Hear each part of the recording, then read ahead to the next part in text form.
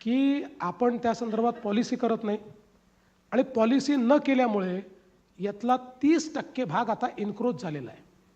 आपल्या लक्षात असेल की ज्यावेळेस मी पुण्याचा डेव्हलपमेंट प्लॅन मंजूर केला त्यावेळेस अनेक लोकांशी चर्चा करून त्यावेळी हा निर्णय केला होता की महाबळेश्वरला किंवा हिल स्टेशनवर त्या ठिकाणी त्यांनी जी पॉलिसी आणली आहे ज्याला सुप्रीम कोर्टाने अप्रूव्ह केलेला आहे असा 15% डेव्हलपेबल जो काही तुमचा, कारण इथे खाजगी प्लॉट आहेत, ही काही सरकारी जागा नाही आहे, सगळी मोठ्या प्रमाणात खाजगी प्लॉट्स आहेत, तर 15%, पण ते 15% इफेक्टिव्हली मिळत नाही, ते 9 ते 10% मिळतं. अशा पद्धतीनं जर आपण ते रूल्स इथे लावले आणि बाकी एरियामध्ये कंपल्सरीली त्यांना तो एरिया रिकामा आणि ग्रीन ठेवावा लागेल, तिथे पूर्णपणे तुम्हाला जे काय आहे ते प्लांटेशन करावं लागेल.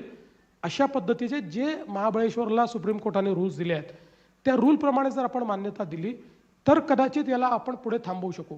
आपण अर्धवट काम केलं. त्याच्यावर लोकांनी बरेच वादविवाद नेहमीप्रमाणे झाल्यामुळे मी शेवटी ते ड्रॉप केलं आणि मी सांगितलं आहे तसं राहू द्या. पण परिणाम काय होतो बघा, जेव्हा आपण पॉलिसी तयार करत नाही ना, तुम्हाला इकडची पॉलिसी पाहिजे ना तर तिकडची पॉलिसी पाहिजे. आज पॉलिसी न तयार केल्यामुळे 30% एरिया एन्क्रोच झाला आहे आणि ती एन्क्रोचमेंट रोज वाढते आहे. याचं कारण आहे की ती एन्क्रोचमेंट छुप्या पद्धतीनं त्या ठिकाणी लोक आता त्याचा फायदा घेत आहेत. म्हणून मला असं वाटतं की एक्सपर्ट्सचं ओपिनियन घेऊन काय सस्टेनेबल आहे याचा विचार करून याची पॉलिसी केली पाहिजे. डोंगरं BDP भाग 100% वाचला पाहिजे. त्याच्यातलं नॅचरल एरिया 1 इंच घेण्याची आवश्यकता नाही आहे. पण याच्यामुळे जो एकूणच आपण विकासाच्या नावाखाली जे थांबवून ठेवलं आहे, म्हणजे विकास करायचा नाही म्हणून, आणि त्यातनं एन्क्रोचमेंट होत आहे, हे मात्र आपण कुठल्याही परिस्थितीत थांबवलं पाहिजे. आणि दुसरं मी सांगतो की या संदर्भात आता एक कमिटी पण तयार झालेली आहे. मला असं वाटतं की त्या कमिटीचं काम अंतिम टप्प्यामध्ये आहे आणि त्यांचे जे काही सजेशन्स येतील ते सजेशन्स आम्ही पुन्हा पुणेकरांना, कारण पुण्यामध्ये आपण सजेशन घेऊन ते मान्य करून टाकले असं चालत नाही, त्याच्यामुळे ते पुन्हा पुणेकरांकरता आम्ही खुले करणार आहोत आणि पुणेकर सांगतील त्या पद्धतीनं पण निर्णय असा आधांतरी ठेवून रोज एन्क्रोचमेंट करा, एक दिवस टेकडीवर इंचभर जागा देखील दिसणार नाही, हे मात्र चालणार. पुणेकरांवर मधून सटली टीका होते. नाही, हे टीका नाही आहे. असं आहे, मी तुम्हाला एक सांगतो, हे माझं अतिशय आवडतं शहर आहे, कारण हे बुद्धिवंतांचं शहर आहे. मला यावर यायचंच होतं की बऱ्याच पुण्याच्या नेत्यांच्या भाषणांमधून असं येतं की देवेंद्रजींचं पुण्याकडे खास लक्ष आहे. मध्ये असं मी ऐकलं होतं की इथून निवडणूक लढवणार आहात म्हणून खास लक्ष आहे का? ते मुरली अण्णा बसले आहेत, हे दादा इथे बसलेले आहेत, चांगलं चाललं आहे आमचं. आणि नागपूरकरांचं माझ्यावर मनापासून प्रेम आहे. 6 वेळा त्यांनी मला निवडून पाठवलेलं आहे. त्यामुळे पुण्यावर फक्त प्रेम ठेवायचं आहे, निवडणूक नागपूरहूनच लढवायची आहे. मला आत्ता तुम्ही वेगवेगळ्या कमिटीजचं एकत्र येणं आणि मग निर्णय न होणं आणि त्यामुळे अर्धवट कामं राहणं आणि त्याचा पुढे परिणाम होणं ह्याचं एक उदाहरण आत्ताच माझ्यासमोर मला आढळलं. सिंहगडचा जो फ्लायओव्हर झाला त्याला व्हायला ऑलमोस्ट 2-2.5 वर्ष लागली, त्यामुळे खूप वाहतूक खोळंबली, खूप लोकांना त्रास झाला. तो फ्लायओव्हर झाला, आता खूप आनंद होतोय आणि आता तो मेट्रोच्या पिलर्ससाठी परत फोडण्यात येणार आहे. तर हे सगळं फ्युचर प्रूफ करून एका वेळेला का होऊ शकत नाही? नाही, खरं सांगायचं झालं ना तर पुण्यामध्ये 2-3 फ्लायओव्हर्स आपल्याला तोडावे लागले. याचं कारण, मी कोणावर मला टीका करायची नाही, तर परत म्हणाल निवडणूक आहे म्हणून टीका करताय, पण काही फ्लायओव्हर्सचं डिझाईन पुण्यामध्ये बिनडोकपणे केलं, बिनडोकपणेच म्हणेन मी. म्हणजे काही आता तुम्ही बघा, आम्ही किती फ्युचरचा विचार करतोय. आता आपण जो पुणे नगर रोड आहे, त्याच्यानंतर पुणे सोलापूर रोड आहे, किंवा आपला चाकण शिक्रापूर हा जो आपला सगळा रस्ता आहे तळेगावपासनं, याचं आता आम्ही डेव्हलपमेंट करतो आहोत, कारण हा सगळा हाय ट्रॅफिकचा एरिया आहे. इथे आम्ही एलिव्हेटेड कॉरिडॉर्स तयार करतो आहोत.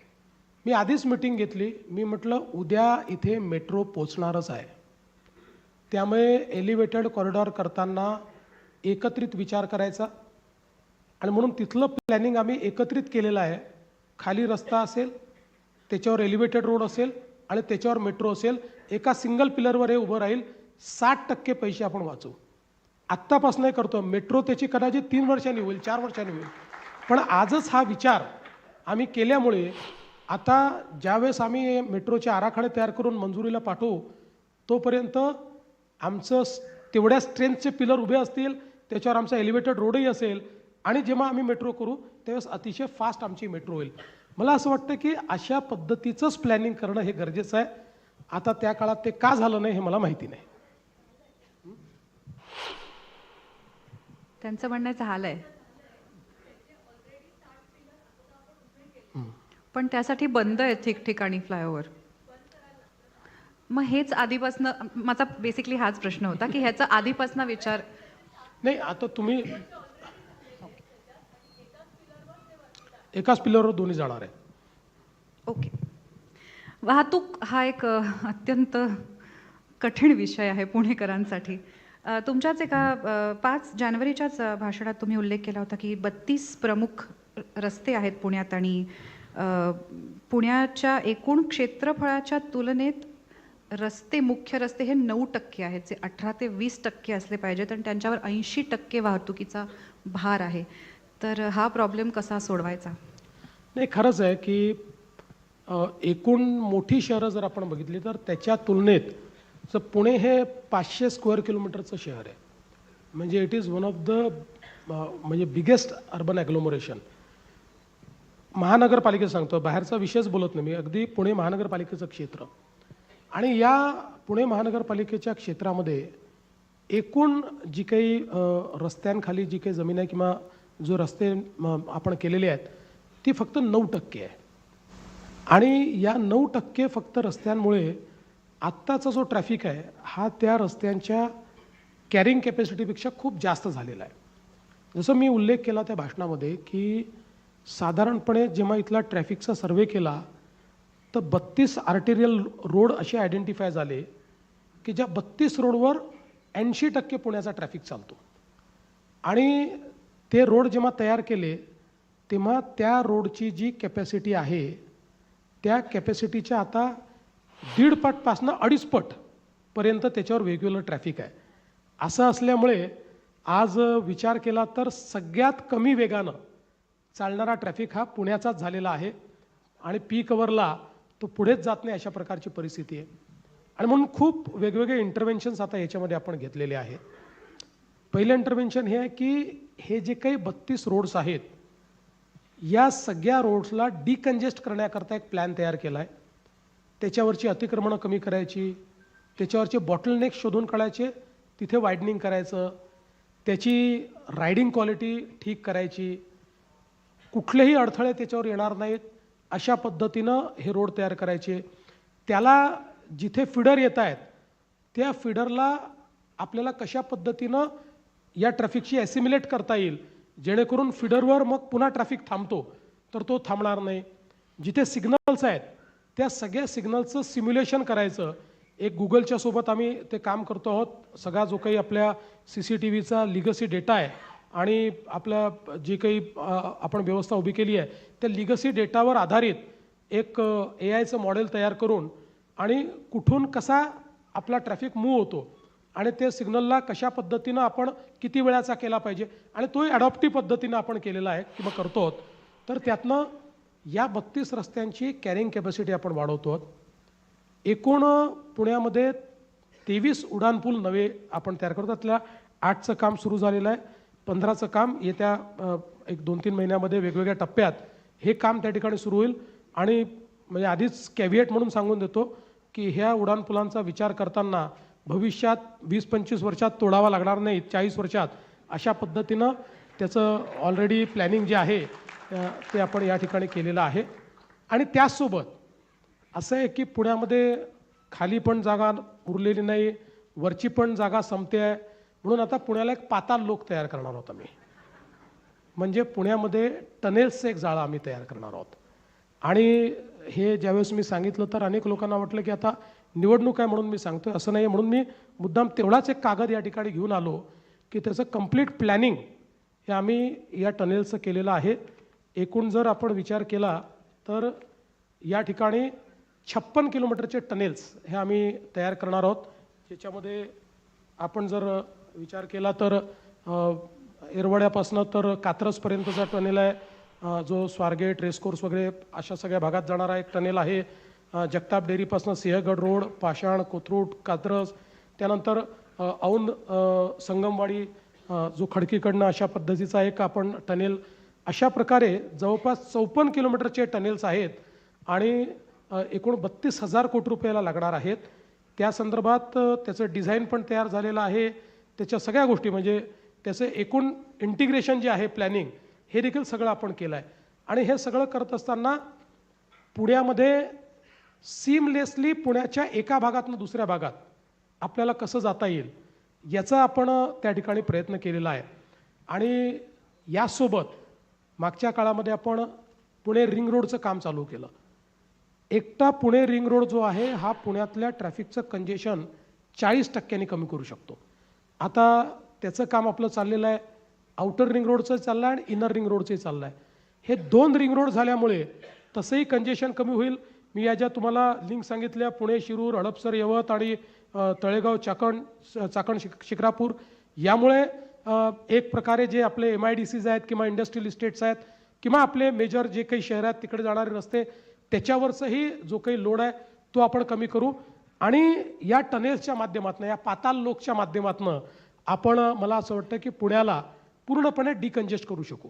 आणि याच्यासोबत मगाशी जसा उल्लेख झाला की कुठलंही शहर केवळ रस्त्यांच्या भरोशावर डिकंजेस्ट होत नाही. ते डिकंजेस्ट होतं त्या ठिकाणच्या जी काही पब्लिक ट्रान्सपोर्ट सिस्टीम आहे त्याच्या भरोशावर. पुण्यामध्ये आपण जवळपास 100 किलोमीटरच्या वर मेट्रोचं नेटवर्क तयार करतो. 32 किलोमीटर आता झालेलं आहे, 24 किलोमीटरचं काम चाललेलं आहे. आत्ता नवीन 2 कॉरिडॉर्स आपल्याला मंजूर झाले आहेत. एक कॉरिडॉर आपण अजून तयार करून आता त्या ठिकाणी पाठवतो आहोत. त्यामुळे या सगळ्या कॉरिडॉरचं काम झाल्यानंतर एकीकडे 100 किलोमीटरचं मेट्रो नेटवर्क आणि मागच्या काळात पुण्यामध्ये आम्ही 1000 इलेक्ट्रिक बसेस घेतल्या आणि पुण्यामध्ये काही छोट्या बसेस देखील घेतल्या. आमची ही जी बसेसची संख्या आहे ही आम्हाला 1000वरून 5000वर न्यायची आहे. 5000 EV बसेस या पुण्यामध्ये आपल्याला घ्यायच्या आहेत, जेणेकरून एक एंड टू एंड अशा पद्धतीचं आपण इंटिग्रेशन तयार करू शकू की कुठल्याही व्यक्तीला कुठूनही कुठे जायचं असेल तर 300 मीटरमध्ये त्याला कुठलं ना कुठलं पब्लिक ट्रान्सपोर्ट मिळालं पाहिजे आणि तो आपल्या गंतव्यापर्यंत पोहोचला पाहिजे. अशा पद्धतीनं या ट्रॅफिकचं पूर्ण याचं प्लॅनिंग केलं आहे. आणि आता आपल्याला ॲप बेस देखील हे प्लॅनिंग पाहायला मिळतं. आजही आपण त्या ठिकाणी जर विचार केला तर आपल्याला ट्रॅव्हल प्लॅन तयार करून मिळतो. आता मुंबईमध्ये जसं सिंगल तिकीटवर ट्रॅव्हल प्लॅन तयार केला आहे, तसंच पुण्यामध्येही पुणे आणि पिंपरी चिंचवड आणि PMPL या सगळ्यांना एका तिकिटावर आणून एकाच प्लॅटफॉर्मवर एंड टू एंड याचं सोल्युशन आपल्याला द्यावं लागेल. तेव्हा रस्त्यावरची गर्दी आपण कमी करू शकू. मला वाटतं पब्लिक ट्रान्सपोर्ट इतका सक्षम झाला तर पुणेकर स्वतःचं वाहन रस्त्यावर फार काढणार नाहीत आणि त्यांनी खूप प्रॉब्लेम सुटतील. कारण नाहीतर ट्रॅफिक सेन्ससाठी वेगळ्या कार्यशाळा घ्याव्या लागतील. पुण्याचा ट्रॅफिक सेन्स खूपच कमाल असल्यामुळे स्वतःचं वाहन काढायला लागले पुणेकर की भीतीच वाटते. पण टनेल्सची आयडिया खूप छान आहे, कारण तिथे पार्किंग होऊ शकणार नाही, हॉकर्सचं अतिक्रमण होऊ शकणार नाही. त्यामुळे आणि मुळामध्ये आम्ही काही टनेल्स हे ज्यावेळेस मुंबईला तयार केले आणि आता मुंबईतही मोठ्या प्रमाणात टनेल्सचं काम आम्ही सुरू केलं, त्यावेळी असं लक्षात आलं की हे फार सस्टेनेबल सोल्युशन आहे. आणि अलीकडच्या काळामध्ये आपली टेक्नॉलॉजी इतकी वेगवान झाली आहे की पूर्वी ज्या टनेल्सचा 6 आणि 7 वर्ष लागायचे ते आता 2 वर्षात तयार होतात. तुम्ही बघा जी मेट्रो 3 आहे, मेट्रो 3मध्ये जवळपास आपण 40 किलोमीटरचे टनेल्स तयार केले आहेत. हे जे 40 किलोमीटरचे टनेल्स आहेत, ॲक्च्युअल टनेलचं काम 2.5 वर्षात पूर्ण झालं. बाकी मग तिथे स्टेशन्स करावे लागतात, त्या स्टेशन्सच्या कामाला वेळ लागतो. तेव्हा आता टनेल बोरिंग मशीन्स या अतिशय वेगवान आलेल्या आहेत. आणि हे टनेल करताना आम्ही ट्विन टनेल करणार आहोत. म्हणजे या ठिकाणी एक जाण्याचा आणि एक येण्याचा असणार, एकाच टनेलमधनं जाणं येणं नाही आहे. आणि आता एक मुंबईत नवीन टेक्नॉलॉजी आणली आहे, ज्याचं पहिलं काम आम्ही मुंबईमध्ये करू. हे ट्विन टनेल, आता ट्विन टनेल आपण कसे बनवतो, एक टनेल आणि त्याच्या बाजूला एक टनेल. आता ट्विन टनेल असा आलेला आहे की टनेलच इतक्या डायमीटरचा असतो की एकावर एक त्या टनेलमधनं, म्हणजे पहिल्या मजल्यावरनं त्याच्यात मेट्रो जाऊ शकते, खालच्या मजल्यावरनं गाड्या जाऊ शकतात. किंवा येणारा ट्रॅफिक पहिल्या मजल्यावरनं जाऊ शकतो, जाणारा ट्रॅफिक दुसऱ्या मजल्यावर म्हणजे खालच्या याच्यावरून जाऊ शकतो. अशा प्रकारचा टनेल देखील आम्ही तयार करतो आहे. त्यामुळे ही जी काही नवीन टेक्नॉलॉजी आहे त्याचा उपयोग करून आपल्याला शहर पूर्णपणे डिकंजेस्ट करता येईल. वाहतुकीबरोबरच पुण्याचा अजून एक खूप मोठा प्रॉब्लेम हा पाण्याचा प्रॉब्लेम आहे. आणि तुम्ही 24/7 समान पाणी पुरवठा या योजनेचा उल्लेख तुमच्या भाषणात केला आहे. पण आत्ता शहरात 40% पाणी गळतीचं एक ब्लॅक होलसुद्धा आहे. सो एकीकडे पाणी मिळतंय, दुसरीकडे जिथे बऱ्यापैकी IT झोन्स आहेत तिथे कोडर्सना 2 मिनटं उसंत मिळाली की टँकर्सना बोलवावं लागतं, अशी ही परिस्थिती आहे. आणि पाण्याशी रिलेटेड प्रोजेक्ट मॅनेजमेंट हा तुमचा अगदी अभ्यासाचा विषय आहे. तर हा प्रॉब्लेम कसा सॉल्व्ह करायचा? मला असं वाटतं की हे खरंच आहे. पुण्यावर नेहमी हा आरोप होतो की लोकसंख्येच्या तुलनेमध्ये पुणे खूप जास्त रॉ वॉटर घेतं. आपला जो काही नागरी भागाकरता 155 लिटर प्रति व्यक्ती हे नॉर्म्स आहेत, त्याच्यापेक्षा कितीतरी जास्त रॉ वॉटर पुणे घेतं आणि तरी पुण्यामध्ये पाण्याची टंचाई आहे.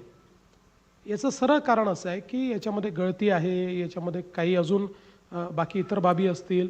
आणि म्हणूनच मागच्या काळामध्ये आम्ही महानगरपालिकेच्या माध्यमातून या ठिकाणी एक समान पाणीपुरवठा वितरण योजना तयार केली. आणि या योजनेचं जे काही त्या ठिकाणी ध्येय आहे ते हेच आहे की जो काही पाणीपुरवठा आहे तो पूर्णपणे अकाउंटेबल करायचा. जुन्या लाईन्स बदलायच्या, नवीन लाईन्स टाकायच्या, प्रेशर मेंटेन करायचं, वितरण पद्धतीमध्ये मोठ्या प्रमाणात बदल करायचे, जे काही बल्क वॉटर आहे त्याचा हिशोब ठेवायचा, वॉटर अकाउंटिंग करायचं. याचा पहिला प्रयोग ॲक्च्युली नागपूरमध्ये झाला आणि नागपूरमध्ये त्याला 24/7 नाव होतं आणि नागपूरमध्ये तो खूप यशस्वी झाला. आता पुण्यातही मला असं वाटतं की जवळपास 60% ते काम पूर्ण झालं आहे, 60 ते 65%. आणि उरलेलं कामही आता पूर्णत्वास जात आहे. अनुभवातनं मी सांगतो की हे काम पूर्ण झाल्यानंतर पाण्याची रिलायबिलिटी वाढते, पाण्याची अकाउंटेबिलिटी वाढते, पाण्याचा फोर्स वाढतो आणि त्यातनं पाण्याची इकॉनॉमी देखील चांगली होते. आणि पुण्यामध्येही आता ज्या भागामध्ये या योजनेचं काम झालेलं आहे तिथला अनुभव तसाच आहे. एकदा हे पूर्ण झाल्यानंतर आपण मोठ्या प्रमाणात जे काही पाणी ते वाचवू शकू. आणि तुम्ही जसं सांगितलं, आता हा काहीसा पिंपरी चिंचवड किंवा त्याच्या बाहेरचा जो भाग आहे या भागामध्ये देखील आपल्याला अशा प्रकारच्या काही ज्या सोसायट्याज आहेत त्या ठिकाणी आजही टँकरनी पाणी पुरवठा होताना पाहायला मिळतो. पण आता पुण्याकरता, पुण्यात आलेल्या 32 गावांकरता, जुन्या आलेल्या गावांकरता आणि पिंपरी चिंचवडकरताही पाणी पुरवठ्याच्या नवीन योजनाचं काम चाललेलं आहे. या योजना पूर्ण झाल्यानंतर या सगळ्या भागामध्ये नीट पाणी राहील.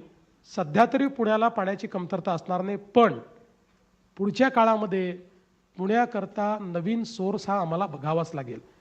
कारण पुण्याची लोकसंख्या ज्या पद्धतीने वाढते आहे, हे फास्टेस्ट ग्रोईंग ॲग्लोमरेशन आहे, फास्टेस्ट ग्रोईंग सिटी आहे. आणि पुढच्याही काळामध्ये आता हा जो काही रिंग रोड होतो आहे ना, या रिंग रोडमुळे म्हणजे मी जेव्हा हा रिंग रोड करायला घेतला त्यावेळी एक साधारणपणे स्टडी केला. तर तो स्टडी केल्यानंतर माझ्या असं लक्षात आलं की हा रिंग रोड केल्यामुळे जी या ठिकाणी ग्रोथ होणार आहे ती जर आपण मॉनिटाईज केली तर 2.5 लाख कोटी रुपयाची वेल्थ तयार होणार आहे. 2.5 लाख कोटी रुपयाची. म्हणजे याचा अर्थ असा आहे की खूप मोठ्या प्रमाणात गुंतवणूक होणार आहे, रोजगाराची निर्मिती होणार आहे आणि त्यातनं अर्थातच पुण्याची पॉप्युलेशन देखील वाढणार आहे. आणि म्हणून त्याचा विचार करता काही नवीन सोर्सेसचा विचार करावा लागेल. दुसरं जे काही सांडपाणी आहे त्याच्या पुनर्वापराचा आपल्याला विचार करावा लागेल. आपल्याला रॉ वॉटर जे आहे ते कमी कसं करता येईल त्याचा विचार आपल्याला करावा लागेल. अशा अनेक गोष्टी या पुढच्या काळात आपल्याला कराव्या लागतील. त्यामुळे आता पुण्याकरता नवीन सोर्सेस तयार करणं हे देखील आता आमचं एक प्रकारे काम आहे. मी मध्ये एका रिक्षा ड्रायव्हरबरोबर कुठेतरी पुण्यात फिरत होते. नशिबाने तो मला हो म्हणाला आणि मला घेऊन जात होता, कारण तेही रेअर आहे. तर खूप ट्रॅफिक होतं आणि तोच वैतागला होता आणि तो सारखं ट्रॅफिकला वैतागून काय काय बोलत होता. तर मी त्याला सहज विचारलं, तुम्ही कुठले आहात? तर ते म्हणाले, मी नऱ्ह्याचं आहे. तर मी म्हटलं, मग तुम्ही इथे काय करताय? तुम्ही नऱ्ह्यात का नाही राहत आहात? तर ते म्हणाले की तिथे काहीच नाही आहे काम करायला, कुठल्याही प्रकारचा रोजगार मला तिथे मिळणार नाही आहे, म्हणून मग मी पुण्यात येऊन रिक्षा चालवतो. तर मला हेच विचारायचं होतं की बऱ्याचदा जेव्हा आपण डेव्हलपमेंटबद्दल बोलतो तेव्हा त्या सेंट्रल झोनबद्दल त्याच्याबद्दल खूप फोकस असतो, कारण तुमचे मतदार जास्त तिथे, डेव्हलपमेंट तिथे जास्त. पण ह्या सगळ्या बाकीच्या नवीन गावांचा ज्याच्यात आता समावेश झाला आहे 23 गावांचा आणि मग परत 11 गावांचा, तर हे डिसेंट्रलायझेशन कधी होणार आणि तिथे रोजगार उपलब्ध करून देणे, तिथे वेगवेगळ्या संधी उपलब्ध करून देणे, ह्याचा विचार तुम्ही करताय का? नाही, हा विचार आपण केलेलाच आहे. पुणे ग्रोथ हब ही जी काही एक संकल्पना आपण मांडलेली आहे, ही संकल्पना पुण्याचा वाढता विस्तार आणि पुढची अपॉर्च्युनिटी या दोन्हीचा विचार करून आपण Pune as a growth hub, ज्यामध्ये पुणे आहे, ज्यात पिंपरी चिंचवड आहे आणि ज्याच्यामध्ये PMRDAचा एरिया आहे. तुम्ही बघा, ज्यावेळेस मी मागच्या वेळेस मुख्यमंत्री होतो त्यावेळेस हे पुण्याचं रॅपिड अर्बनायझेशन पाहूनच आपण PMRDA तयार केली. आपण जर PMRDA तयार केली नसते तर आता काय परिस्थिती असते हे या ठिकाणी सांगता येत नाही. पण आता PMRDA आणि हा सगळं जे क्षेत्र आहे याचा एकात्मिक विचार करून पुण्याला आपल्याला ग्रोथ हब तयार करायचा आहे. आज बघा, आपण जर महाराष्ट्राचा विचार केला तर महाराष्ट्राची अर्थव्यवस्था जी आहे किंवा महाराष्ट्राचा जो GDP आहे हा $580 बिलियन आहे, $580 बिलियन आहे. त्याच्यामध्ये पुण्याचं कॉन्ट्रीब्युशन जे आहे ते $70 बिलियन आहे. म्हणजे मोठं कॉन्ट्रीब्युशन करणारं पुणे आहे. पण पुण्याचं पोटेन्शियल किती आहे? तर पुण्याचं पोटेन्शियल हे जवळपास $280 बिलियन पर्यंत एकट्या पुण्याचं पोटेन्शियल आहे की पुणे एवढं कॉन्ट्रीब्यूट करू शकतं. आणि म्हणून हे जे जवळपास 4 पट जे कॉन्ट्रीब्युशन पुणे करू शकतं, या दृष्टीने पुण्याला कसं विकसित करायचं, त्या पद्धतीचं इन्फ्रास्ट्रक्चर, त्या पद्धतीचं टाउन प्लॅनिंग, या सगळ्या गोष्टी आता आपण हातामध्ये घेतल्या आहेत. आणि ग्रोथ हब ज्यावेळेस आपण विचार करतो, आजही बघा, एक मागची वेव होती ही IT ची वेव होती. ITच्या वेवमध्ये पुण्याने तुलनेनं बरं काम केलं. खूप चांगलं मी म्हणणार नाही, पण तुलनेनं पुण्यानं चांगलं काम केलं. आपल्याला याहीपेक्षा जास्त स्कोप होता. हैदराबाद असेल किंवा बंगलोर असेल, काही ना काही प्रमाणात मुंबईने मोठा लॉस केला आणि थोडा पुण्याने केला. पण आता नवीन वेव आहे, ती वेव ITची नाही, ती आता GCCची वेव आहे. आणि ग्लोबल कॅपेबिलिटी सेंटरची जी वेव आहे याच्यामध्ये मात्र पुणे मागे राहणार नाही. कारण आत्ताच गेल्या 2-3 वर्षातला जर आपण विचार केला तर Pune accounts for 25% of the GCCs which have come to India.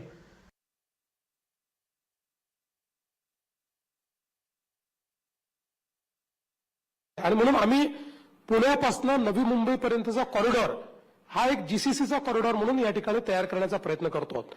आणि मला असं वाटतं की या दृष्टीने इतक्या मोठ्या प्रमाणात जॉब्स या ठिकाणी तयार होतील आणि हे सगळे जॉब्स या वाढत्या एरियातच तयार होतील. कारण आता आपण प्लॅनिंग करतो, जसं मी तुम्हाला एक उदाहरण सांगतो की आपण ज्यावेळेस PMRDA क्षेत्राचं पहिल्यांदा प्लॅनिंग केलं त्यावेळेस सुवर्ण जोरांग सारखी जी सिंगापूर प्लॅनिंग अथॉरिटी आहे त्याला आपण आणून त्याचं प्लॅनिंग केलं. अर्थात उद्धवजीचं सरकार आल्यानंतर त्यांनी ते रद्द केलं, मग काहीतरी वेगळा प्लॅन तयार केला. मग आता पुन्हा शिंदेजींशी मी बोललो आणि आम्ही तो प्लॅन रद्द केला.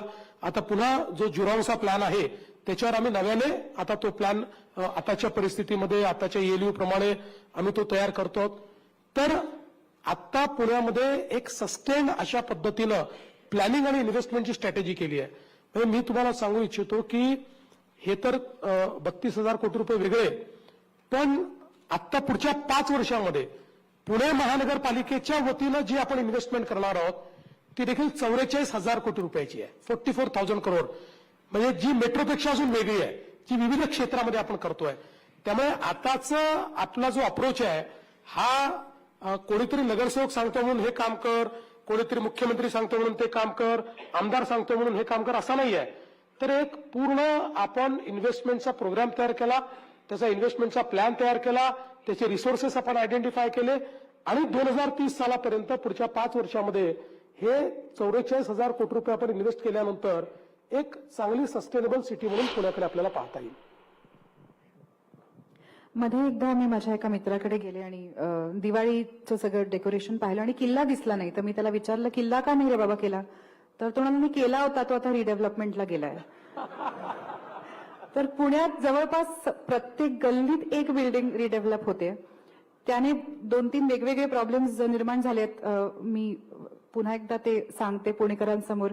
एक म्हणजे प्रचंड धूळ, त्याच्यामुळे वाढत जाणारा AQI ज्याचा आपल्या सगळ्यांनाच त्रास होतोय, आवाज, वेगवेगळ्या प्रकारचं प्रदूषण, आणि ज्या ठिकाणी बंगल्यात किंवा सोसायटीजमध्ये 5, 10, 15 कुटुंब राहत होती तिथे आता 16 मजल्यांच्या इमारती उभ्या राहणार आहेत. तेवढ्या सगळ्या लोकांची कॅरिंग कॅपॅसिटी त्या रस्त्याकडे, त्यांच्या सुवेजकडे, पाणी पुरवठ्याकडे आहे का? ह्या सगळ्या गोष्टींचा विचार पुणेकर तर करतायतच, तुम्ही करताय का, आणि काय काय उपाय आहेत? नाही, निश्चित आपण त्याचा विचार करतोय, कारण तुम्ही म्हणता ते खरं आहे. आज आपल्या शहरांमध्ये आपल्याला पर्यावरणाचा विचार करणं हे फार गरजेचं आहे. आणि पुण्याचा एअर क्वालिटी इंडेक्स जो आहे तो अतिशय चिंताजनक झालेला आहे, यात काही दुमत नाही. पण एअर क्वालिटी इंडेक्स जर आपल्याला चांगला करायचा असेल तर त्याला एक 360 डिग्री सर्क्युलर इकॉनॉमीचा अप्रोच लागतो, ज्यामध्ये water quality, air quality, solid waste management या सगळ्या गोष्टी अंतर्भूत करून आपल्याला त्या गोष्टी कराव्या लागतात. आता पुणे महानगरपालिकेने एक क्लायमेट ऍक्शन प्लॅन हातामध्ये घेतलेला आहे. पिंपरी चिंचवडने देखील तो केलेला आहे. पुण्याच्या क्लायमेट ऍक्शन प्लॅनमध्ये आता याच वर्षी जवळपास 230 कोटी रुपये ते या क्लायमेट ऍक्शन प्लॅनचा भाग म्हणून करतायत. पण हा मोठा क्लायमेट ऍक्शन प्लॅन आहे. आता काही पुण्याचे जे काही इंटरव्हेन्शन्स आहेत, हे इंटरव्हेन्शन्स निश्चितपणे मला असं वाटतं की पुण्याला त्या ठिकाणी चांगलं करतील. उदाहरणादाखल आता पुण्यामध्ये जवळपास 1100 MLD जे सिवेज हे आपल्या नदीमध्ये जातं आणि आपल्या वॉटर क्वालिटीला प्रदूषित करतं, त्याच्यातनं आपली एअर क्वालिटी प्रदूषित होते आणि क्वालिटी ऑफ लाईफ त्याच्यामुळे अफेक्ट होतं. मागच्या काळामध्ये आपण नदी सुधार कार्यक्रम हातामध्ये घेतला आणि मोठ्या प्रमाणात STPची निर्मिती सुरू केली. आता जवळपास पुढच्या वर्षीच्या जूनपर्यंत यातला मेजर पोर्शन हा आपण पूर्ण करू. आणि मग आज जे काही अनट्रीटेड सिवेज हे सगळं आपल्या नदीमध्ये चाललंय, नाल्यांमध्ये चाललंय, वेगवेगळ्या इंटरसेप्टर्समध्ये चाललेलं आहे. हे जवळपास मॅक्सिमम आपण ट्रीट करून त्याच्यामध्ये टाकू. थोडंसं त्याही नंतर राहील, त्याचे अजून काही प्रोजेक्ट हातामध्ये घेतले आहेत, ते पूर्ण व्हायला अजून पुढचे 2 वर्ष लागणार आहेत. पण याच्यामुळे आपण जो काही वॉटर क्वालिटी आहे ती वॉटर क्वालिटी आपण सुधारू शकू आणि त्यातनं आपण या प्रदूषणावर मोठ्या प्रमाणात काम करू शकू. दुसरं आहे घनकचऱ्याचं व्यवस्थापन. कारण आपल्याकडे आपण बघा वर्षानुवर्ष डम्पिंग करत राहिलो. सगळ्यात जास्त ग्रीन हाऊस गॅसेस हे डम्पयार्ड्स त्या ठिकाणी त्याचं एमिशन करतात आणि इतक्या मोठ्या प्रमाणात आपण डम्पिंग करत राहिलो. पण आता जेव्हापासनं मोदीजींनी स्वच्छ भारत योजना सुरू केली आणि जसं आपल्याला नदी सुधार कार्यक्रमात जायकाच्या माध्यमातून 2000 कोटी रुपये मिळाले, तसंच मोदीजींनी आपल्याला या सगळ्या स्वच्छ भारत योजनेमध्ये मोठ्या प्रमाणात निधी दिला. आणि आज त्याच्यातनं पहिलं काम काय होतंय तर सगळे जे डम्पयार्ड आहेत यातली लिगसी वेस्ट जी आहे त्याचं बायोमायनिंग करायचं, त्याचं कॅपिंग करायचं आणि ती जागा रिक्लेम करायची. म्हणजे जो काही पोटेन्शियल बॉम्ब तिथे आहे, आज फॉर्च्युनेटली टेक्नॉलॉजीजमुळे गडकरी साहेबांचं एक फार आवडतं वाक्य आहे की nothing is waste, everything is wealth. Circular इकॉनॉमीचं हेच तत्व आहे. त्यामुळे ही लिगसी वेस्ट जी आहे ही पण आता आपल्याला त्या ठिकाणी वेल्थमध्ये कन्व्हर्ट करता येते. त्यामुळे त्याचं काम चाललेलं आहे. 1 वर्षामध्ये पुण्याचे जेवढे डम्पयार्ड्स आहेत जुने, त्या सगळ्या डम्पयार्डचं कॅपिंग आणि त्या ठिकाणचं बायोमायनिंग हे आपण पूर्ण करणार आहोत. पुढच्या काळामध्ये डम्पिंग करावं लागू नये म्हणून आपण काही व्यवस्थाही केल्या आहेत. कचऱ्याचा वेल्थमध्ये कन्व्हर्ट करण्याकरता कचऱ्यापासून विद्युत निर्मितीचा प्रकल्प या ठिकाणी झालेला आहे. काही पेलेट्सचा प्रकल्प देखील या ठिकाणी झालेला आहे. आणि आता दुसऱ्या टप्प्यामध्ये ही जी काही कॅपॅसिटी आहे पुण्याची ती अजून 700 टनांनी आपण वाढवतो. अजून 700 टन्स पुण्यामध्ये सॉलिड वेस्टचं जे काही डिस्पोजल आहे हे सायंटिफिक पद्धतीने करण्याकरता ती कॅपॅसिटी आपण उभी करतो. ही कॅपॅसिटी उभी राहिल्यानंतर साधारणपणे डम्पिंगची आवश्यकता पडणार नाही. साधारण याचं तत्व असं आहे की 7 दिवसाचा कचरा हा, कारण ते कचरा रॉ मटेरियल आहे या सगळ्या व्यवस्थेचं, म्हणून केवळ 7 दिवसाचा कचरा त्या ठिकाणी ठेवायचा, बाकी कचरा, त्यामुळे वास संपून जातो. दुसरं असं आहे की कचरा उचलणे. या कचरा उचलण्यामध्ये जे ट्रान्सफर स्टेशन्स आहेत ह्या ट्रान्सफर स्टेशन्समुळे एक मोठं प्रदूषण एअर पोल्युशन जे आहे हे एअर पोल्युशन होतं. ते ट्रान्सफर स्टेशन्स हे सगळे ऑटोमॅटिक कसे होतील, ते सगळे मेकनाइज कसे होतील, या दृष्टीने एक इनिशिएटिव्ह पुण्यामध्ये घेतलेला आहे. पुढच्या काळामध्ये झिरो गार्बेज करण्याकरता जी काही योजना आहे त्या योजनेमध्ये सगळ्या ट्रान्सफर स्टेशनचं मेकनायझेशन हे देखील आपण करतो. त्यामुळे सॉलिड वेस्ट मधनं जी काही एअर क्वालिटी आपली खराब होते त्याच्यावर आपण एक कुठेतरी हे आणणार आहोत. आणि त्यासोबत दुसरं एअर क्वालिटीला सगळ्यात जास्त खराब करणारे आपल्या वाहनं आहेत. पुण्यामध्ये दरवर्षी 4 ते 5 लाख वाहनांची वाढ होते. सगळ्यात fastest growing market is Pune. पण त्याचं उत्तर पब्लिक ट्रान्सपोर्ट आहे. दुसरं, आज फॉर्च्युनेटली म्हणजे पुणेकर हे तसं एखादी गोष्ट फास्ट अडॉप्ट करतात. आज आपण जर टू व्हीलरचा विचार केला तर सगळ्यात जास्त टू व्हीलर पुण्यामध्ये ईव्ही होत आहेत. आता नवीन टू व्हीलर जे लोक घेतात ते ईव्ही घ्यायला लागलेले आहेत. आता हळूहळू आपण ईव्ही कारचं मार्केट, महिंद्राने खूप सुंदर कार काढल्या. म्हणजे मी तर असं म्हणेन की गरीबाची टेस्ला आहे ती महिंद्राची कार. इतकी चांगली कार त्यांनी त्या ठिकाणी काढलेली, अनेक कंपन्यांनी काढलेल्या आहेत. त्यामुळे हळूहळू आपल्याला आपलं जे व्हेकल्स आहेत या पण ईव्ही कडे न्याव्या लागतील. आणि पब्लिक ट्रान्सपोर्ट हा आपण मेट्रो केल्यानंतर, आणि म्हणून गेल्या 4-5 वर्षात सातत्याने मी आज जोर दिला, पुणे असो किंवा कुठलंही शहर असो, इथे डिझेलच्या बसेस घ्यायच्या नाहीत, पेट्रोलच्या बसेस घ्यायच्या नाहीत. सीएनजी असेल तर सीएनजी वर चालवा आणि नाही तर इलेक्ट्रिक बसेस घ्यायच्या. आणि आता मोठ्या प्रमाणात केंद्र सरकारही आपल्याला इलेक्ट्रिक बसेस देते आहे. मला वाटतं पुण्याला आताच मुरली अण्णा सांगतील 1000 इलेक्ट्रिक बसेस आता केंद्र सरकारने आता नुकतेच पुण्याला दिलेल्या आहेत. त्यामुळे हे ज्यावेळेस पब्लिक ट्रान्सपोर्ट म्हणजे वी आर द बिगेस्ट पोल्युटर, हे सगळं पब्लिक ट्रान्सपोर्ट हे बिगेस्ट पोल्युटर आहे. हे सगळं ज्यावेळी आपण ईव्हीवर नेऊ किंवा अल्टरनेट फ्युएलवर नेऊ त्यावेळी पुन्हा एकदा हे जे काही प्रदूषण आहे हे प्रदूषण कमी येईल. आणि मग चौथा मुद्दा जो महत्वाचा तुम्ही मांडला, आता नव्याने आपण कन्स्ट्रक्शन करता एसओपीज तयार करतो. कारण हे खरंच आहे की पुणे रिडेव्हलप होणारच आहे. जुनं पुणे आहे त्या पुण्यामध्ये रिडेव्हलपमेंट होणार आहे आणि 30, 40, 50 वर्षानंतर ती आपली गरजही बदलते. या रिडेव्हलपमेंट करता आता कन्स्ट्रक्शनचे काही नॉर्म्स आपण तयार करतो, काही आहेत पण काही एसओपी नव्याने तयार करतो की ज्या ग्लोबली अप्रूव्ड अशा प्रकारच्या एसओपीज आहेत. त्या एसओपीच्या वापराशिवाय तुम्हाला कन्स्ट्रक्शन करता येणार नाही. म्हणजे जसं आता आपण वेगवेगळ्या परमिशन्स घेतो तशी तुम्हाला तेही एक कंप्लायन्स करावा लागेल. आणि ते जर केलं तर उडणारी धूळ किंवा त्यातनं तयार होणारं प्रदूषण, त्यातनं खराब होणारी एअर क्वालिटी ही देखील आपल्याला ठीक ठेवता येईल.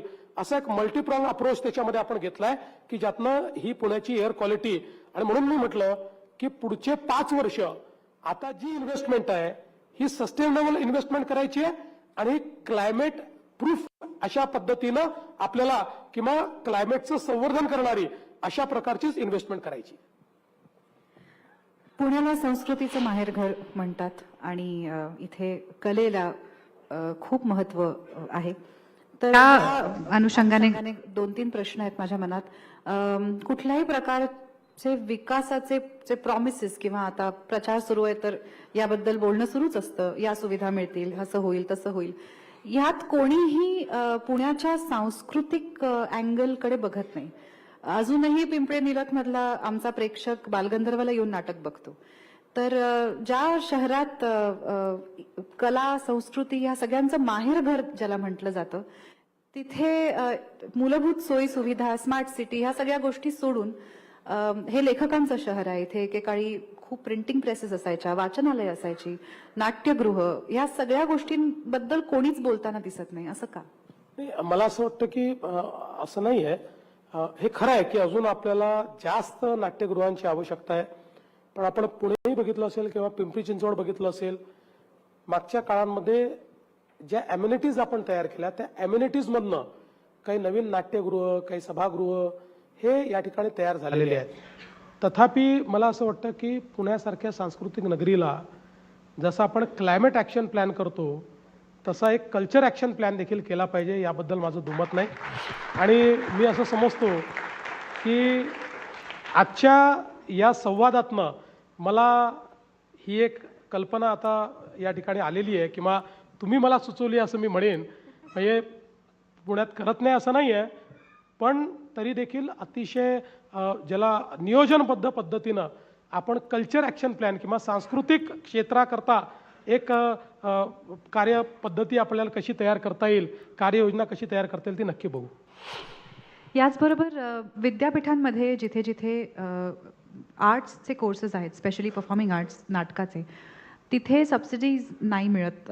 आत्ता तरी बऱ्याच विद्यालयांना नाही आहेत. प्रायव्हेट इन्स्टिट्यूशन्समध्ये ह्या कलेचं प्रशिक्षण घेण्यासाठी खूप फीज भराव्या लागतात. आपल्याकडे इतकी मोठी लोककलेची परंपरा आहे. अशा अनेक विद्यार्थ्यांना आमच्या क्षेत्रातल्या वेगवेगळ्या डिपार्टमेंट्समध्ये जर प्रोफेशनल ट्रेनिंग घ्यायचं असेल तर यासाठी तुम्ही एक्झिस्टिंग विद्यापीठांमध्ये काही सबसिडाइज्ड कोर्सेस सुरू कराल का? नाही, निश्चित करता येतील. आणि दुसरं असं आहे की एक गोष्ट आपण मान्य केली पाहिजे की परफॉर्मिंग आर्ट्सच्या संदर्भात शासकीय क्षेत्रामध्ये गेल्या काही वर्षांमध्ये खूप काही व्यवस्था आपण उभ्या केल्या नाहीत. ज्या झाल्या त्या खाजगी क्षेत्रामध्ये झाल्या किंवा ज्या वर्षानुवर्ष चाललेल्या आहेत त्याचा थोडा विस्तार झाला, पण नव्याने आपण त्याच्यामध्ये खूप काही भर घातली असं नाही आहे.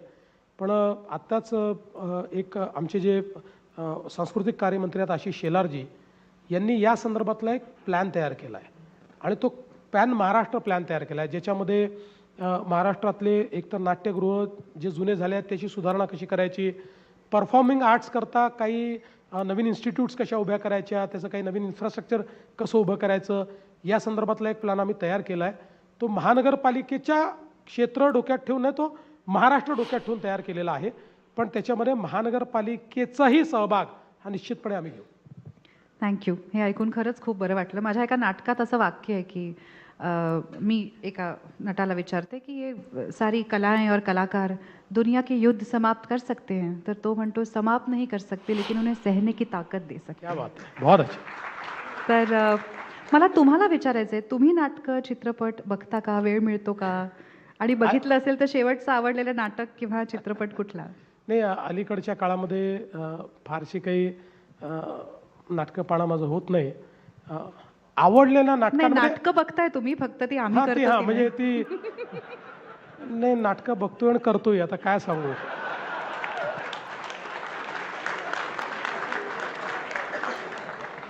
पण तुम्हाला सांगतो की म्हणजे पूर्वी खूप नाटकं बघायचो आणि म्हणजे मला आवडलेल्या नाटकांपैकी मी काही फार सिरियस माणूस नाही आहे. मला थोडं त्यामुळे सही रे सही जे नाटक होतं ते मला खूप आवडलं होतं. ते अजून माझ्या मनामध्ये नेहमी असतं, अजूनही पाहायची ती इच्छा होते.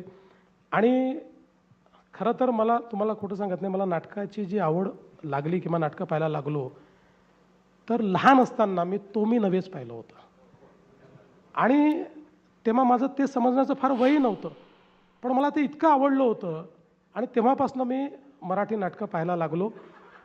खूप त्याच्यानंतर नाटकं बघितली आणि आता राजकारणामध्ये इतके लोक मला भेटतात की त्यांना विचारलं असं का केलं तर ते म्हणतात तो मी नव्हेच. पण तुम्हाला एखादं नाटक किंवा सिनेमा आवडला तर तुम्ही आवर्जून तो रेकमेंड करता का लोकांना? हां, करतो ना. मला असं कळलंय तुमच्या काही खास नागपूरच्या मित्रांकडनं की तुम्ही एक चित्रपट पाहिला, तो तुम्हाला इतका आवडला की तो तुम्ही सगळ्यांना रेकमेंड केला आणि इतका रेकमेंड केला की तुम्हाला जर तिकीट काढायचं नसेल तर मी तिकीट काढून देतो, पण हा चित्रपट तुम्ही बघायलाच पाहिजे असं म्हणून अनेक लोकांना सुदामा टॉकीजला पाठवलं आणि तो चित्रपट खूप वाईट होता. नागपुरी भाषेत म्हणायचं तर टुकार होता. आणि त्यानंतर हे सगळे मित्र आले परत देवेंद्रजींकडे. बरं, गेलेही यासाठी होते की देवेंद्रजींनी रेकमेंड केले तर चांगला असेल बाबा सिनेमा. परत आले आणि त्यांच्याशी भांडू लागले की का तू असा वागलास? तर ते काय म्हणाले हे तेच सांगतील. हे असं मी 3-4 वेळा केलं. एखादा चित्रपट आवडला नाही आणि अगदी फ्लॉप चित्रपट असला की मैं अकेला क्यों सहूं ही आपली भूमिका होती. त्यामुळे जो भेटेल त्याच्याकडे त्या चित्रपटाचं असं मार्केटिंग करायचो मी, अशी तारीफ करायचो की तो गेलाच पाहिजे आणि जाऊन आल्यानंतर तो परत विक्टीम व्हायचा. त्यामुळे तो मग माझा त्या क्राईममधला साथीदार व्हायचा. मग आम्ही दोघं मिळून अजून 3-4 लोकांना पाठवायचो. असं 3-4 सिनेमांचं आम्ही केलं आहे. हे एक वेगळंच मल्टी लेवल मार्केटिंग. वा वा वा. चित्रपटांचा विषय निघाला आहे तर एक गोष्ट मी विचारल्याशिवाय खरंच राहू शकणार नाही.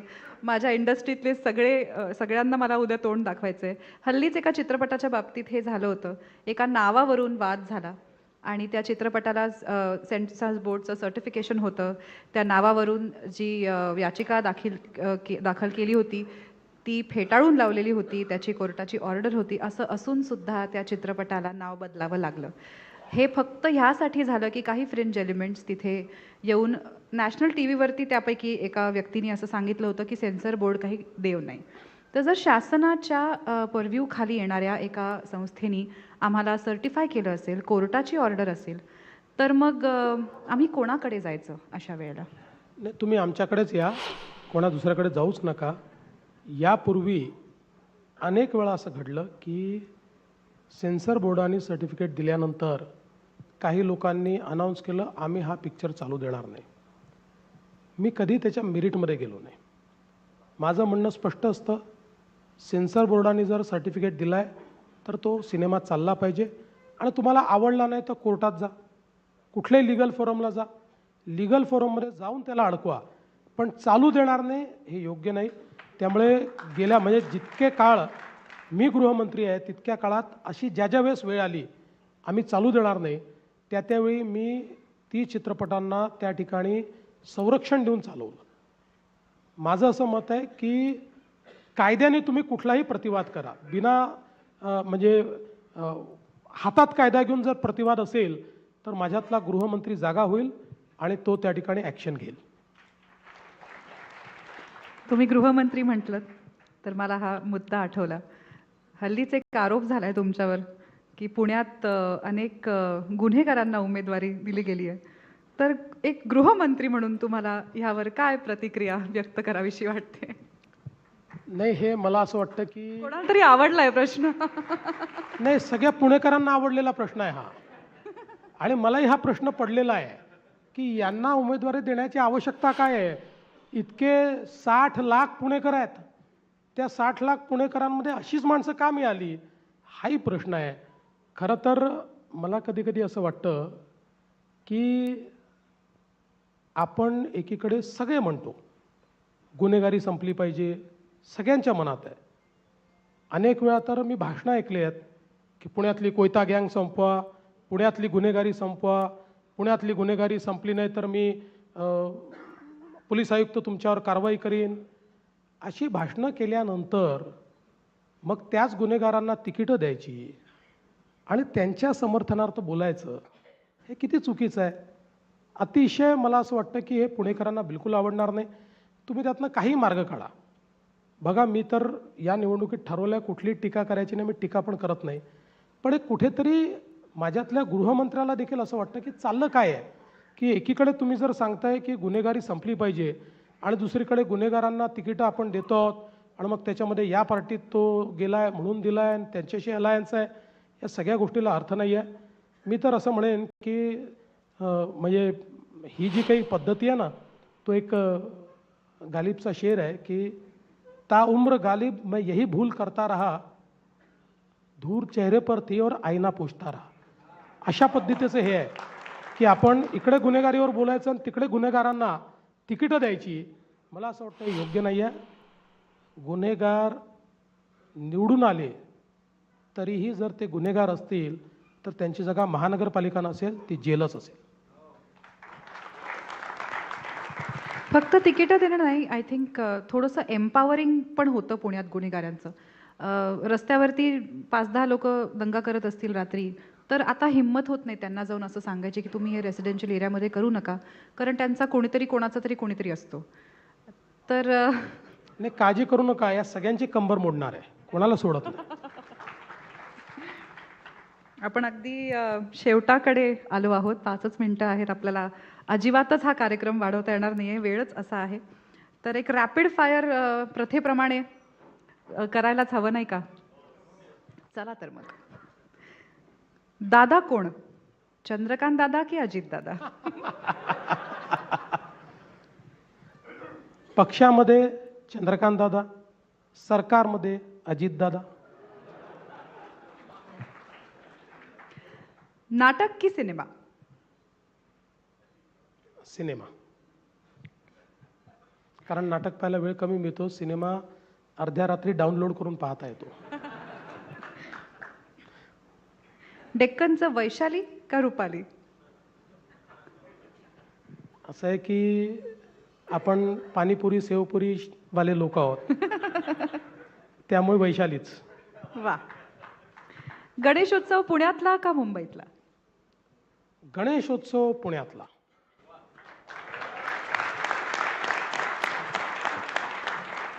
मिसळ पाव की तरी पोहे? सोपं आहे. पुण्यात आलं तर मिसळ पाव, नागपूरला गेलं तर तर्री पोहे. मातोश्री मधली दारं आता उघडणार आहेत, तर निवडणूक झाल्यावर आधी कुठल्या भावाकडे चहा प्यायला जाणार, राज का उद्धव? नाही, असं आहे की मातोश्रीतली दारं माझ्याकरता बंद झाली होती. मी प्रयत्न केला तरी ती उघडली नाही. परवा आता कुठल्या तरी मुलाखतीमध्ये उद्धवजी असं म्हणाले की या ठिकाणी मातोश्रीवर टीका करणं सोडलं तर देवेंद्र करता मातोश्रीची दारं उघडी होतील. मी कधीच मातोश्रीवर टीका केली नाही. मी माझ्या टीकेचा स्तर नेहमी ठेवतो. पण मला आता त्यांना एकच सांगायचं आहे, माझ्याकरता महाराष्ट्रातल्या जनतेच्या हृदयातली दारं आता उघडलेली आहेत, त्यामुळे दुसऱ्या दाराची लालसा मला राहिलेली नाही. बाकी चहा प्यायला बोलवलं तर मी कोणाला नाही म्हणत नाही. 2-4 दिवस आता आमची त्या ठिकाणी एकमेकाच्या विरुद्ध सगळं चालेल, पण मी 16 तारखेनंतर कोणाहीसोबत चहा पिऊ शकतो, काही अडचण नाही. तुमच्या स्तरावर काम करणारे सगळे जे राज्यकर्ते असतात त्यांना हे शक्य होतं बऱ्याचदा, हे हेवेदावे संपतात आणि मग सगळं बरोबर होतं, छान होतं. पण अगदी ग्रासरूट लेवलला काम करणारे कार्यकर्ते बऱ्याचदा हे डिफरन्सेस विसरू शकत नाहीत. आणि गेल्या काही दिवसांमध्ये आपण हे पाहिलं आहे की बऱ्याच कार्यकर्त्यांचं मन दुखावलं गेलं आहे. अनेक वर्ष निष्ठावंत असलेले तुमच्या पार्टीचे कार्यकर्ते काही खुश आहेत, काही नाही आहेत. तर शेवटच्या काही प्रश्नांमध्ये मला तुम्हाला असं विचारायचं आहे की तुमच्या पुण्याच्या भाजपाच्या कार्यकर्त्यांना काय सांगाल? बघा, हे राजकारणाचं क्षेत्रच असं आहे, कभी खुशी कभी गम. त्याच्यामुळे राजकारणामध्ये मी नेहमी असं सांगतो की the biggest virtue is patience. पेशन्सशिवाय इथे काही नाही. 10 गोष्टी मनासारख्या होतात तर 20 गोष्टी मनाविरुद्धही होतात. पण तरी देखील या क्षेत्रामध्ये आपल्याला जर टिकायचं असेल तर पेशंटली काम करत राहावं लागतं. आता या निवडणुकीच्या निमित्ताने आमच्यासमोर मोठा प्रॉब्लेम काय आला, 17ला निवडणूक झाली होती. प्रत्येक निवडणुकीनंतर एक नवीन पिढी तयार होते. 17 नंतर एक नवीन पिढी तयार झाली. ज्याला 22ला निवडणूक लढवायची होती, 22ला निवडणूकच झाली नाही. 22पासून एक अजून नवीन पिढी तयार झाली आणि दोन्ही पिढ्या एकत्रितपणे 26च्या निवडणुकीत आम्हाला लढायचं आहे या दृष्टीने त्या ठिकाणी तयार होत्या. दुसरं असं आहे की अनेक वेळा एकेका प्रभागामध्ये 3-3, 4-4 चांगली मंडळी असतात, निष्ठावंत असतात. आणि मग प्रश्न हा पडतो की एका निष्ठावंताला दिलं तरी 3 निष्ठावंत तर राहून जातात. आणि मग त्यांना असं वाटतं की आमच्या निष्ठेत काय कमतरता आहे. बरं, आमच्याकडे अजून तरी अशी फुटपत्ती आली नाही किंवा असं मापही आलं नाही किंवा आर्टिफिशियल इंटेलिजन्सही तयार झालेला नाही कुठला टूल की कोण जास्त त्याच्यामध्ये बाबा आहे हे आपलं शोधून काढायचं, निष्ठावंत कोण जास्त निष्ठावंत आहे हे शोधण्याचा कुठला टूल नाही आहे. तेव्हा कोणालाही आपण एकाला तिकीट दिली की बाकी तिघांना वाटतं आमच्या निष्ठेत काय कमतरता होते, आम्ही इतके वर्ष काम केलं, आम्हाला काय नाही दिलं. दुसरं एक अजून असतं, इलेक्शनमध्ये अनेक वेळा इलेक्टिव्ह मेरिट हा देखील विषय असतो. आपण जेव्हा कॉम्पिटिंग अशा प्रकारच्या व्यवस्थेमध्ये आहोत त्यावेळी कधीकधी चॉईस असतो प्रचंड निष्ठावंत कार्यकर्ता आणि निवडून येणारा कार्यकर्ता.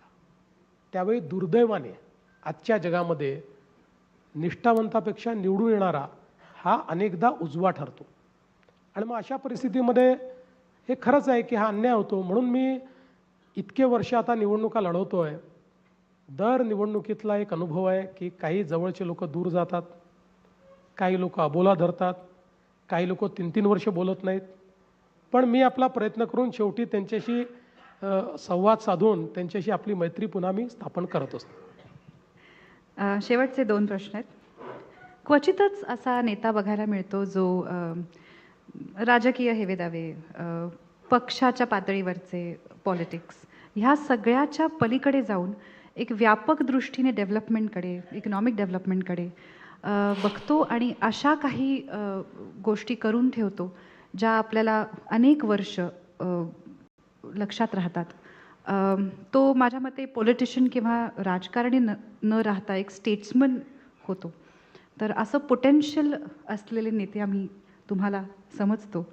तर काय वाटतं तुम्हाला याबद्दल? तुम्ही समजता त्याबद्दल मी तुमचे आभार मानतो. तसा होण्याचा प्रयत्न निश्चितपणे आहे. कारण मला असं वाटतं की नेता कोणाला म्हणायचं, माझी डेफिनेशन अगदी स्पष्ट आहे. नेता तो आहे जो अनेकांना इन्स्पायर करू शकतो आणि नेता तो आहे जो 20 वर्ष पुढचं पाहू शकतो.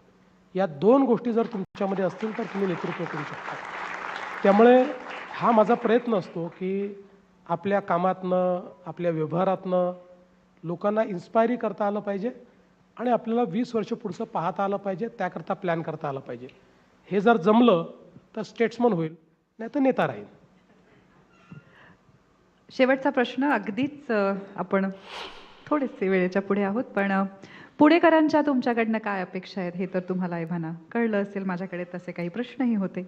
तुमच्या पुणेकरांकडनं काय अपेक्षा आहेत आणि तुम्ही पुणेकरांना या निवडणुकीच्या साठी काय सांगाल? 2च अपेक्षा. सगळ्यात महत्त्वाची अपेक्षा ही आहे की 15 तारखेला मतदानाला जा आणि कमळाचंच बटन दाबा. आणि दुसरी छोटी अपेक्षा जी माझ्या पक्षासहित सगळ्यांकडे आहे, पुण्यामध्ये लागणारे होर्डिंग जरा कमी करा आणि इल्लिगल होर्डिंग तर लावूच नका. इतकं सुंदर शहर आहे, ते शहर इतकं विद्रूप आपण करतो आणि मला तर समजतच नाही की अनेक वेळा मला अनेक होर्डिंग पाहायला मिळतात की ज्या होर्डिंगवर ज्याला बाजूचा ओळखतो की माहीत नाही त्याचा मोठा फोटो असतो आणि फलाण्या आप्पाचा, ठिकाणे अण्णाचा वाढदिवस आणि अजून कुठले तरी 4 चेहरे त्याला असे दिसलेले असतात. त्यातला एखादा चेहरा अशी जाड सोन्याची चेन घातलेला चेहरा असतो. हे जे काही आहे ते थोडं आता कंट्रोलमध्ये आलं पाहिजे. आपल्याकडे अजून वेळ आहे. मला अधिकाऱ्यांनी सांगावं असेल तर मी अजून प्रश्न विचारते आणि नाही तर मला आपण असं वाटतं 10 वाजले आहेत. गृहमंत्री आपणच बसला नको उल्लंघन करायला ना.